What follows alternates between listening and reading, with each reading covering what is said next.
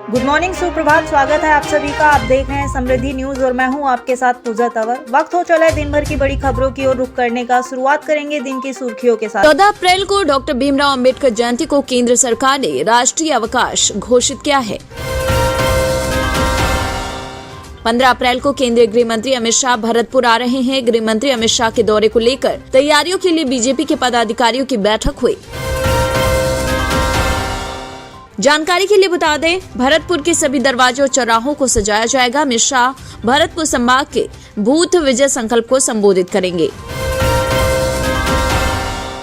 राष्ट्रीय राजधानी क्षेत्र परिवहन निगम ने देश की पहली सेमी हाई स्पीड रेल आधारित रीजनल सर्विस का नाम बदल दिया है। आपको बता दें, रीजनल रैपिड ट्रांजिट सिस्टम को अब रैपिड एक्स के रूप से जाना जाएगा। दिल्ली के स्वास्थ्य मंत्री सौरभ भारद्वाज ने कहा कि राष्ट्रीय राजधानी में कोविड-19 के मामले आने वाले दिनों में बढ़ने की आशंका है, क्योंकि शहर घनी आबादी वाला है। बिहार के मुख्यमंत्री नीतीश कुमार ने बताया कि केंद्र द्वारा कोविड-19 टीके की खुराक उपलब्ध नहीं कराए जाने के मद्देनजर राज्य सरकार अपनी तरफ से टीके खरीदकर लोगों का टीकाकरण जारी रखेगी।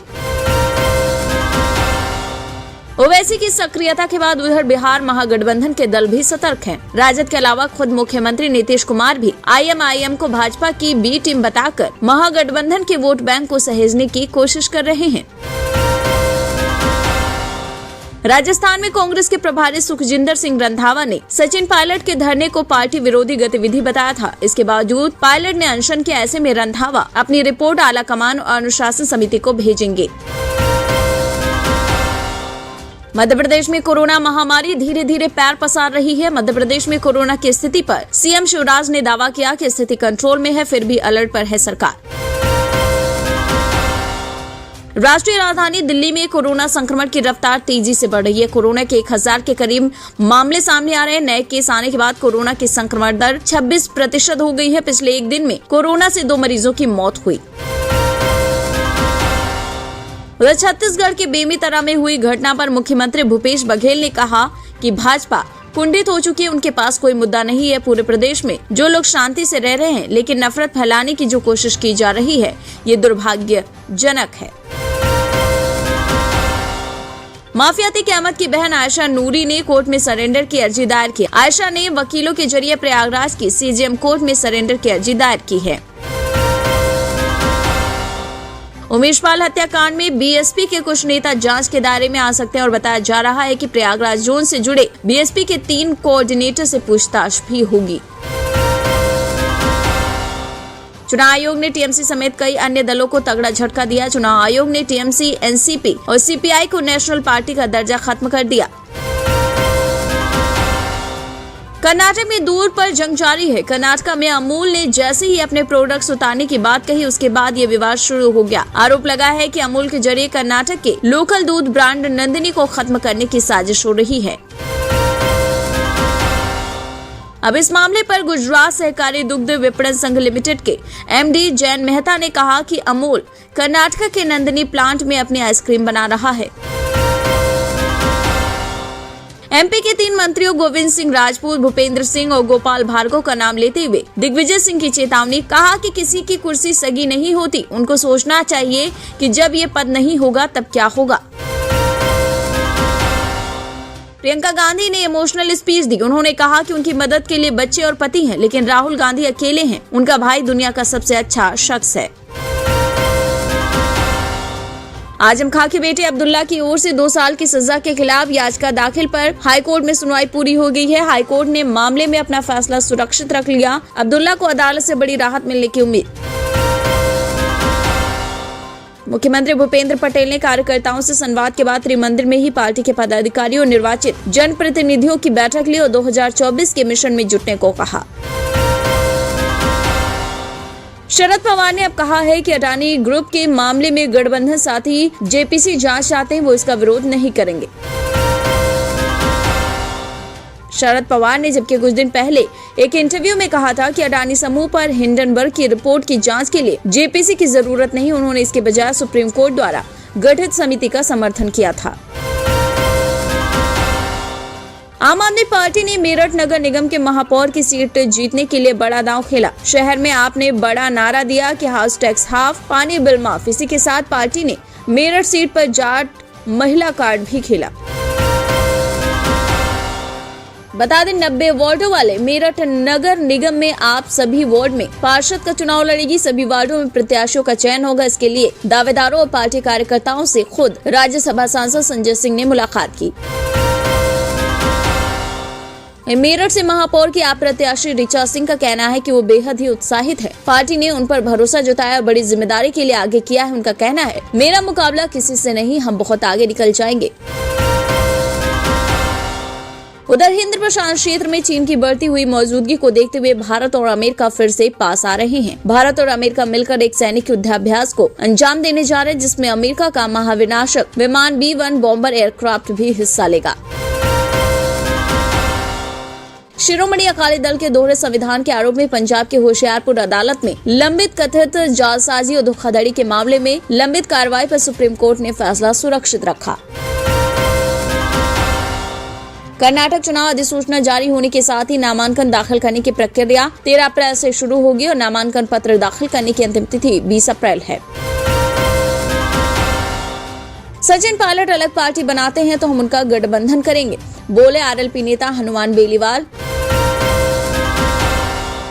साथ ही हनुमान बेलीवाल ने यह भी कहा कि राजस्थान में बीजेपी और कांग्रेस का गठजोड़ 1998 से चला आ रहा है। कांग्रेस पार्टी ने कहा था कि जब हम सत्ता में आएंगे तो बीजेपी के भ्रष्टाचार की जांच करेंगे। कोई जांच अभी तक नहीं हुई।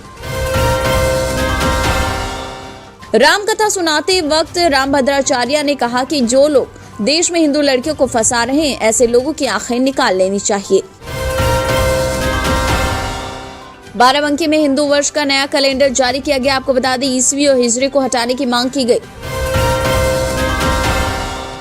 इंदौर में बढ़ते मच्छरों के खिलाफ कांग्रेस कार्यकर्ताओं ने अनूठा प्रदर्शन किया। मच्छरदानी ओढ़कर विरोध प्रदर्शन जताया। वहीं प्रदर्शनकारियों ने सड़कों पर उतरकर महापौर हमारा मस्त है, जनता उससे त्रस्त है के नारे भी लगाए। दिल्ली नगर निगम ने मानसून से पहले खतरनाक भवनों और घरों की पहचान के लिए सर्वेक्षण कार्य शुरू किया, ताकि मानसून में किसी बड़ी तबाही से बचने के लिए उन्हें ध्वस्त करने का काम किया जा सके। पाकिस्तान में विदेशी मुद्रा भंडार की कमी का असर अब हज कोटा पर भी दिखने लगा है। पाकिस्तान ने हज कोटा के आधे हज यात्रियों को कहा था कि वो विदेशों से फंडिंग जुटा लें। अब विदेशों से फंडिंग न मिल पाने के कारण इस साल हज से जुड़े आवेदन कम आए। पाकिस्तान ने हज कोटा सरेंडर करने का फैसला किया है। 10% कोटा सऊदी को लौटाया। गोरखपुर का मदन मोहन मालवीय प्रौद्योगिकी विश्वविद्यालय अब अंतरिक्ष में सैटेलाइट भेजने की तैयारी में है। ताइवान पर दबाव बनाने के लिए चीन अपनी सैन्य ताकत दिखा रहा है। वो इस वजह से तीसरे विश्व युद्ध का खतरा मंडरा रहा है। चीन के अखबार ग्लोबल टाइम्स ने धमकी देते हुए अमेरिका को सीधी चेतावनी दी। ग्लोबल टाइम्स ने लिखा कि चीन अमेरिका के जहाजों को डुबो सकता है। उधर यूपी की लखनऊ से 100 इलेक्ट्रिक बसों की पहली खेप अप्रैल के अंतिम सप्ताह तक दिल्ली पहुंचेगी। इलेक्ट्रिक बसों को चलाने के लिए दिल्ली में चार्जिंग स्टेशन बनाए जा रहे हैं। नगर निकाय चुनाव में प्रदेश कांग्रेस सभी सीटों पर जिताऊ प्रत्याशी उतारेगी। प्रत्याशियों की चयन प्रक्रिया अंतिम दौर में है। जल्द ही प्रत्याशियों के नाम की घोषणा की जाएगी। उधर जम्मू कश्मीर में कोरोना मरीजों की संख्या तेजी से बढ़ रही है। बीते 24 घंटे में जम्मू कश्मीर में 97 के पार मरीज आए। राहत की बात यह है, इस दौरान किसी की मौत नहीं हुई। उधर IMF ने भारत के विकास दर के अनुमान को 6% से नीचे घटाया। 2023-24 में 5.9% रह सकता है GDP। भारत में मोदी सरकार जो कदम उठा रही है उसका प्रभाव विदेशों में नजर आ रहा है। अमेरिका में सिख समुदाय ने कहा कि प्रधानमंत्री मोदी के कई कदमों के चलते अमेरिका में खालिस्तानी आंदोलन कमजोर हुआ है। ताइवान के रक्षा मंत्रालय ने कहा कि उसने द्वीप के आसपास 9 चीनी युद्धपोतों और 26 विमानों को डिटेक्ट किया। गौरतलब है कि चीन ने सोमवार को ही अपने व्यापक युद्ध अभ्यासों की समाप्ति की घोषणा की थी। अमेरिकी राष्ट्रपति जो बाइडेन ने देश में अगले साल होने वाले राष्ट्रपति चुनाव को लेकर बड़ा बयान दिया। कहा, मैं अगले साल होने वाले चुनाव में एक बार फिर राष्ट्रपति उम्मीदवार के तौर पर खुद को उतारने को सोच रहा हूँ, लेकिन मैं फिलहाल इसे लेकर कोई घोषणा नहीं करना चाहता। पाकिस्तान अब तक के सबसे खराब आर्थिक संकट से जूझ रहा है। इसी बीच इमरान खान ने इस तथ्य पर अफसोस जताया कि उनका देश भी रूसी कच्चे तेल को रियायती दर पर खरीद सकता है, जो यूक्रेन युद्ध के बावजूद भारत खरीद रहा है। उधर Bihar board intermediate compartment exam के लिए एडमिट कार्ड जारी हो चुका है। बता दें, परीक्षा 20 अप्रैल से 22 अप्रैल तक होगी। वहीं उत्तर प्रदेश में रोडवेज बसों में यात्रा करने वाले यात्रियों का सफर अब महंगा हो गया है। बसों का किराया 4 रुपए तक बढ़ा दिया गया है।